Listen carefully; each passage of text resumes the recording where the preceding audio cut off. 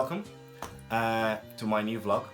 This is going to be a weekly thing where I'm going to talk about a bunch of stuff. But today I want to share my experience with a very famous company worldwide, Apple. Now, again, for those of you who know me, know that I absolutely love Apple. I love their products. I know they are overpriced, but in a way, you pay for what you get. Sometimes that's not always the case, you know.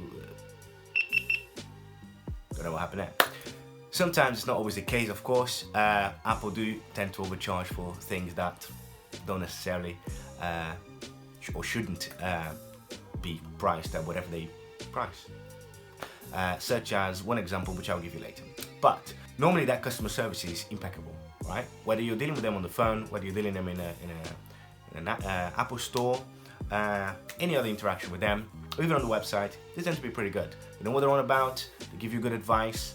At the end of the experience, you tend to be satisfied. That's my opinion anyway. Apart from this one example. So on the 1st of July, I ordered a brand new 27-inch iMac with a 5K screen, and it wasn't cheap. It wasn't cheap, and that was for the middle spec, which had 8 gigs of RAM and whatever the middle spec is, right? And then the delivery was going to be a month's time.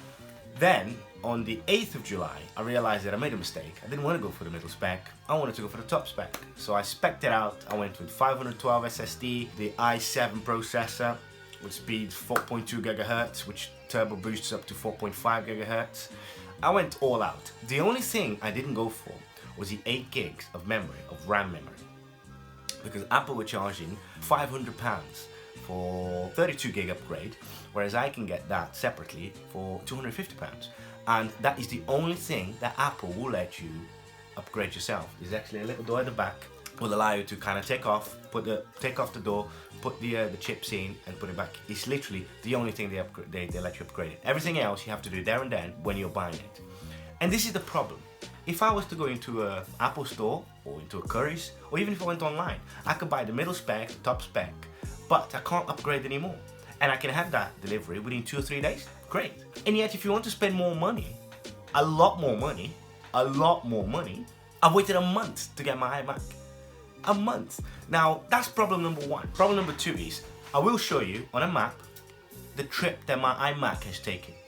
It started in Shanghai and it went to Incheon in Korea, where there was a problem with the plane, then it got delayed over a day, then it went from Korea to Almaty in Kazakhstan, then from Kazakhstan he went to Cologne in Germany, then from Germany to Castle Donington, East Midlands Airport, and then from there he went to D-side, about 20 minutes from where I live, and from D-side to where I am. That in itself took 5 days. 5 days to go from Shanghai to the UK. And I just don't think, this is my problem. You pay so much money and you're waiting a month. But anyway, finally, the damn thing's here and it's great. I'm not going to do a full review. There's a lot of better qualified people than me that have already done that. I mean, it's already 3-4 months old anyway. But it's great. The reason I bought this was so I can get better editing videos. I've got Final Cut Pro on here, some good vlogs. Not all of them will be me sitting in my office talking at the camera. The other ones will be out and about, showing different things. I actually want to go to the YouTube space in London, which is not far from where I work.